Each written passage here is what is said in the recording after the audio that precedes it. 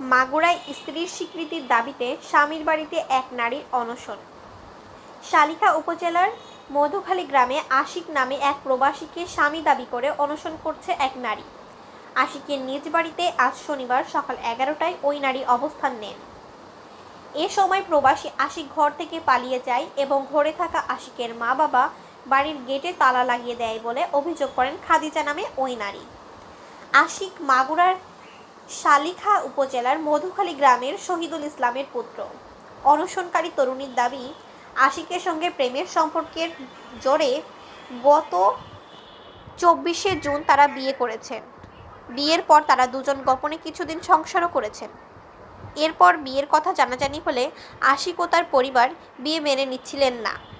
তাই স্ত্রীর স্বীকৃতির দাবিতে আমি আজ সকালে আশিকের বাড়িতে এসেছি।